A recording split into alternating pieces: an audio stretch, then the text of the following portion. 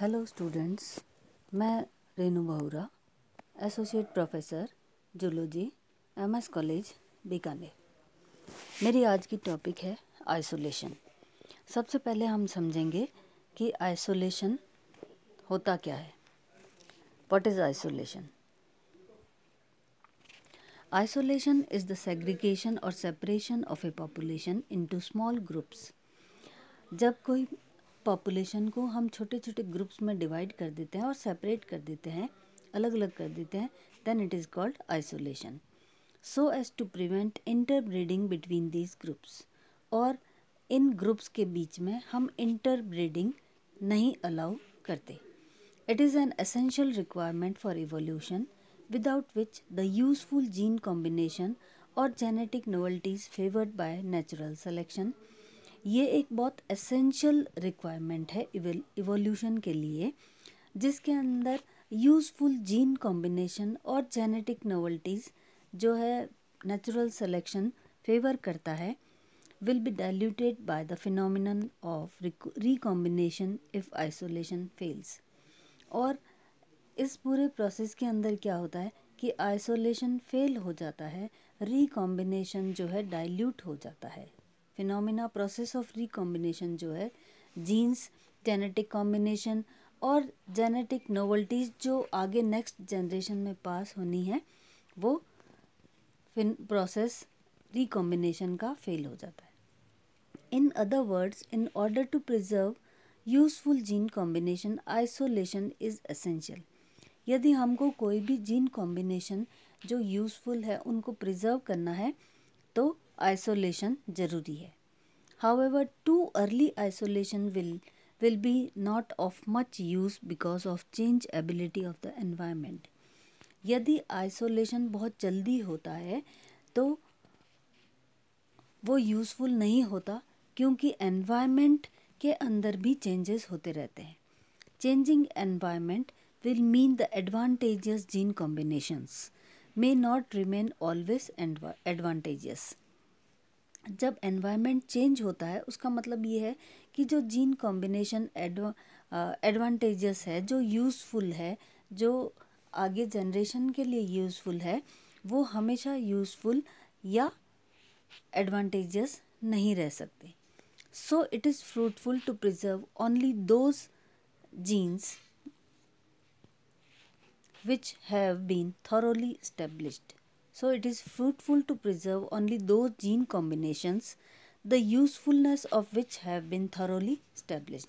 इसलिए क्या होता है कि उन्हीं जीन कॉम्बिनेशन को प्रिजर्व किया जाता है जो यूज़फुल है और जिनकी यूज़फुलनेस कि ये बहुत एडवांटेजियस जीन कॉम्बिनेशन है, ये जीन्स आगे जनरेशन के अंदर फेवरेबल होंगे और यूज़फुल होंगे। ये सब देखने के बाद ही उनको जो है प्रिजर्व किया जाता है। तो ये तो है शॉर्ट आइसोलेशन क्या होता है।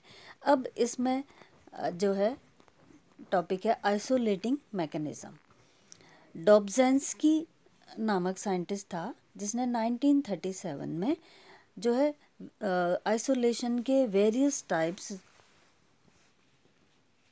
डिस्क्राइब किए थे। Dobzhansky in 1937 has classified various types of isolations under title isolating mechanism। उनमें से सबसे पहला है geographical isolation। A population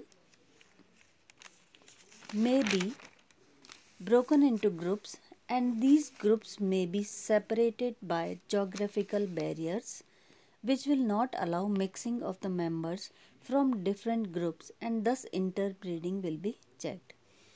इस जोग्राफिकल आइसोलेशन में क्या होता है कि पॉपुलेशन को छोटे छोटे ग्रुप्स में बांट दिया जाता है और सेपरेट कर दिया जाता है, और ये सेपरेशन होता है जोग्राफिकल बैरियर्स के द्वारा। मीन्स ये क्लाइमेटिक कंडीशन भी हो सकती है या ये जोग्राफिकल बैरियर्स इस तरह से डिस्क्राइब किए जाते हैं, जैसे पहाड़ है, कोई वाटर बॉडी है जो सेपरेट कर रही है पॉपुलेशन को, तो इसके अंदर क्या होगा कि मेंबर्स पॉपुलेशन के आपस में मिक्स नहीं हो पाएंगे और इंटरब्रीडिंग उनके अंदर नहीं होगी। There are several such geographical barriers like bodies of water for terrestrial animal. जैसे टेरेस्ट्रियल एनिमल है, कोई पॉपुलेशन है टेरेस्ट्रियल लैंड पे रहने वाली, और उनके बीच में यदि वाटर बॉडी आ जाए तो वो आपस में मिक्सिंग नहीं होगी। Land masses for aquatic animals, aquatic पानी में रहने वाले प्राणियों के लिए बीच में लैंड मास आ जाए तब भी मिक्सिंग नहीं होगी। Sea water bodies for fresh water organisms, जो फ्रेश वाटर ऑर्गेनिजम्स हैं उनके बीच में जो है समुद्री जल आ जाता है तो भी नहीं होगी mixing. Mountains for animals living in plains, जो प्लेन्स में रहते हैं, जो समतल जगह पे रहते हैं, उनके बीच में यदि उन पॉपुलेशन के बीच में पहाड़ आ जाए तो भी पॉपुलेशन ग्रुप्स जो है आपस में मिक्स नहीं हो पाएंगे और उनके अंदर इंटरब्रीडिंग या रिप्रोडक्शन नहीं होगा। Distance itself is a geographical barrier which prevents mixing of members placed at boundaries at a vast area. Distance कई बार खुद जो है बहुत बड़ा geographical barrier है जिसके अंदर जो डिस्टेंस प्रिवेंट कर देता है कि मेंबर्स आपस में जो है मिक्स नहीं हो पाए और बाउंड्रीज डेवलप हो जाती है बहुत बड़े एरिया के अंदर। Populations inhabiting different geographical regions are called allopatric population. जो पॉपुलेशंस अलग अलग जोग्राफिकल रीजन्स में रहती है, जैसे कुछ प्राणी, हम ह्यूमन बीइंग्स का एग्जांपल लें तो कोल्ड कंट्रीज़ में रहते हैं, कुछ डेजर्ट कंडीशंस में रहते हैं, कुछ बहुत ग्रीन एरिया के अंदर रहते हैं। तो ऐसा जोग्राफिकल रीजन जो है वो अलग अलग पॉपुलेशन जहाँ पे रहती है, ऐसी पॉपुलेशन कहलाती है allopatric population. If two members of such population are allowed to mix they can interbreed but they have no chances to mix. यदि दो मेंबर ऐसी पॉपुलेशन के दो मेंबर्स को अलाउ कर दिया जाए कि मिक्सिंग के लिए और इंटरब्रीडिंग के लिए, पर ये मिक्सिंग नहीं होती है और कोई चांसेस नहीं होता इंटरब्रीडिंग का। नेक्स्ट सेकंड जो आइसोलेटिंग मैकेनिज्म की टाइप है, प्रकार है, reproductive isolation. Inability to interbreed even if the members of two groups are mixed is called reproductive isolation. यदि दो अलग अलग ग्रुप्स हैं पॉपुलेशन के और उनमें से कुछ प्राणियों को मिक्स कर जो है मिक्सिंग के लिए अलाउ कर दिया जाए, लेकिन उसके बावजूद भी उनके अंदर इंटरब्रीडिंग नहीं होती, इनएबिलिटी है, मतलब सक्षम नहीं है इंटरब्रीडिंग करने के लिए, तो ऐसे ग्रुप्स कहलाते हैं रिप्रोडक्टिव आइसोलेशन होता है उनके अंदर, रिप्रोडक्शन के आधार पर सेपरेट किया जाता है। The two populations living in the same geographical region are called sympatric population। ऐसी population जो एक ही geographical region में रह रही है और inability है, तो ऐसी population कहलाती है sympatric population। These members will not be able to interbreed if they are reproductively isolated। ऐसे members आपस में interbreed नहीं कर पाएंगे यदि उनको रिप्रोडक्शन के आधार पर सेपरेट किया गया है पॉपुलेशन को। रिप्रोडक्टिव आइसोलेशन में be achieved in any one of the following phrase. अब रिप्रोडक्टिव आइसोलेशन जो है वो अलग अलग जो है फ्रेज के द्वारा अचीव किया जाता है।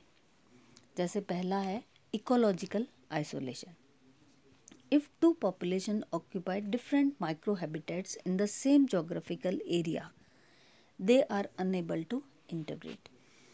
ऐसा माना जाता है कि एक ही geographical area के अंदर दो population जो है अलग अलग habitat occupy करते हैं और उसके बावजूद भी वो interbreeding नहीं कर पाते। ऐसी आइसोलेशन कहलाता है ecological isolation. Second is seasonal isolation. If two sympatric populations have different breeding seasons interbreeding between them is not possible.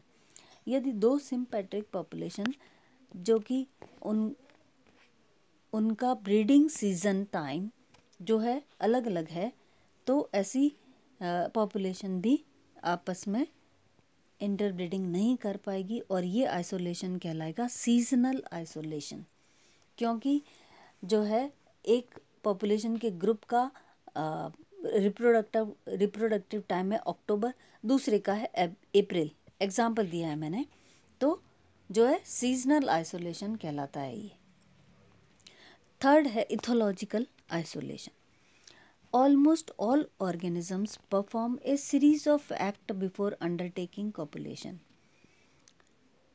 जब कॉपुलेशन होने वाला होता है तो उसके पहले जो है बहुत सारे प्राणी एक सीरीज ऑफ एक्ट, कुछ ना कुछ जो ऐसी एक्टिविटी करते हैं जिससे दूसरा पार्टनर उसको पहचान लेता है। These acts are collectively called courtship behavior. ऐसी एक्टिविटी कहलाती है courtship behavior. These acts may involve movements.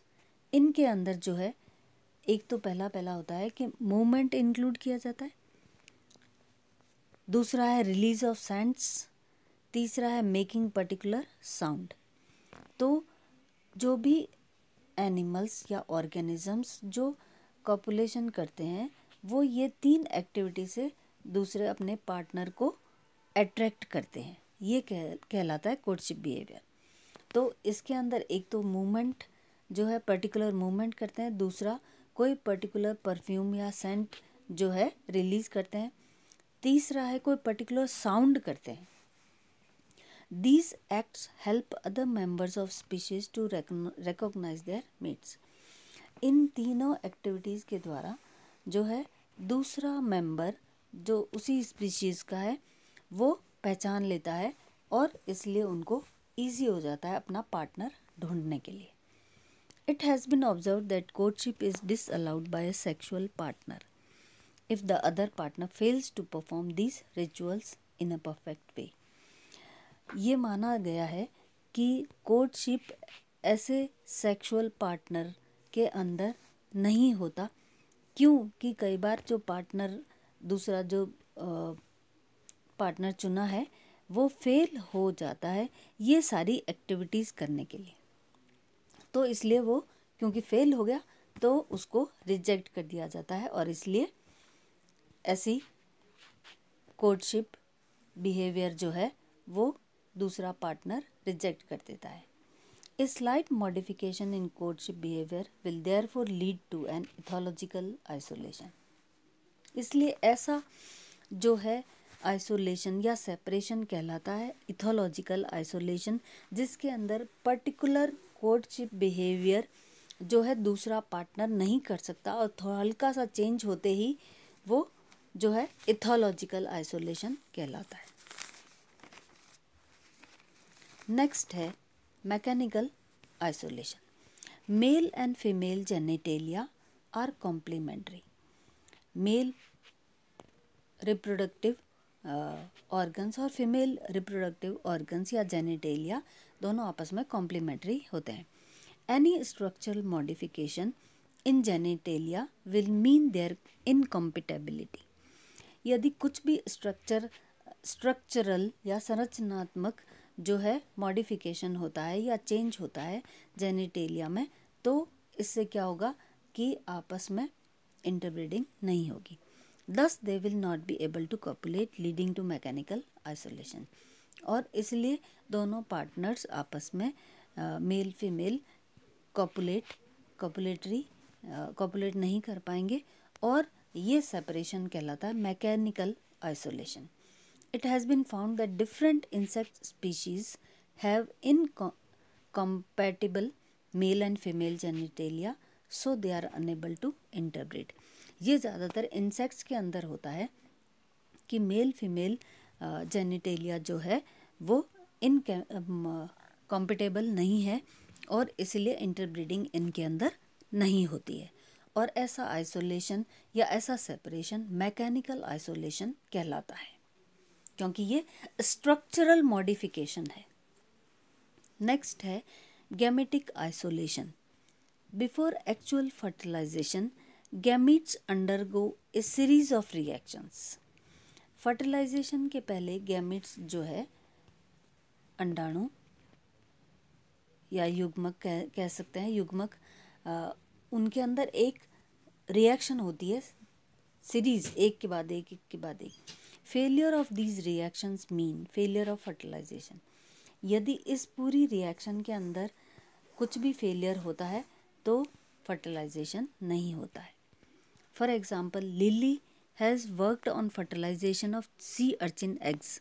Lily नामक साइंटिस्ट था जिसने सी अर्चिन एग्स के फर्टिलाइजेशन पे काम किया था. And he notice that sperms of foreign species are strongly agglutinated preventing hybridization. उसने ये नोटिस किया था, लिली साइंटिस्ट ने, जब सी अर्चिन एग्स का फर्टिलाइजेशन स्टडी कर रहा था, तो उसके अंदर क्या होता है, स्पर्म्स जो है वो दूसरी स्पीशीज़ के जो है एग्लूटिनेट हो जाते हैं और हाइब्रिडाइजेशन नहीं होता है. तो ऐसा जो गैमीट्स के अंदर सीरीज़, जो रिएक्शन की सीरीज़ होती है और उसके अंदर कुछ फेलियर होता है, तो ये ऐसा सेपरेशन कहलाता है गैमेटिक आइसोलेशन. नेक्स्ट है hybrid इनवायबिलिटी. In some cases of reproductive isolation, successful mating and fertilization may occur, but the hybrid formed is inviable. कई बार ये देखा गया है कि कुछ केसेस ऐसे होते हैं जिसके अंदर रिप्रोडक्टिव आइसोलेशन सक्सेसफुल जो है मेटिंग और फर्टिलाइजेशन हो जाता है पूरा, लेकिन जो हाइब्रिड बनता है, जो नेक्स्ट जनरेशन बनती है, वो इनवायबल है. द डेथ में अकर अर्लियर और लेटर. उसके अंदर कुछ भी हाइब्रिड है, क्योंकि वो हाइब्रिड है तो उसके अंदर ऐसे जीन्स हैं कि वो इनवायबल है, तो उसकी जल्दी ही डेथ हो जाती है. डेथ में अगर अर्लियर और later, but always before the stage of sexual maturity. पर डेथ हो जाती है और ये डेथ हमेशा उस समय होती है जब वो सेक्सुअल मैच्योरिटी अटेन कर लेता है, जस्ट उसके पहले. In some cases only one of the sexes is inviable. कई बार क्या होता है कि एक ही सेक्स इनवायबल होता है दोनों में से, जैसे मेल और फीमेल में से मेल होगा या फीमेल होगा. For example, male in mammals and females in insects. तो ये एग्जाम्पल बता करके हम बता रहे हैं कि मैमल्स के अंदर जनरली मेल्स जो है वो इनवायबल हो जाते हैं और फीमेल्स, इंसेक्ट्स के अंदर फीमेल्स इनवायबल हो जाते हैं. तो ये इनवायबिलिटी जो है वो हाइब्रिड इनवायबिलिटी या हाइब्रिड आइसोलेशन कहलाता है. ये जो है ऐसा रिप्रोडक्टिव आइसोलेशन हाइब्रिड इनवायबिलिटी कहलाता है, जिसके अंदर सेक्सुअल मैच्योरिटी अटेन करने के पहले हाइब्रिड जो बना वो उसकी डेथ हो जाती है. आज हमारी आज की टॉपिक जो है यहाँ पर ही समाप्त होती है. इसको कंटिन्यू करेंगे. इसी के अंदर रिप्रोडक्टिव आइसोलेशन के दो प्रकार और हैं. एक तो है हाइब्रिड स्टेरिलिटी और दूसरा है हाइब्रिड ब्रेकडाउन. उसके बाद में रिप्रोडक्टिव आइसोलेशन का ओरिजिन कैसे हुआ ये हम करेंगे नेक्स्ट इसके लेक्चर के अंदर या वीडियो के अंदर. आज मुझे सुनने के लिए थैंक्स.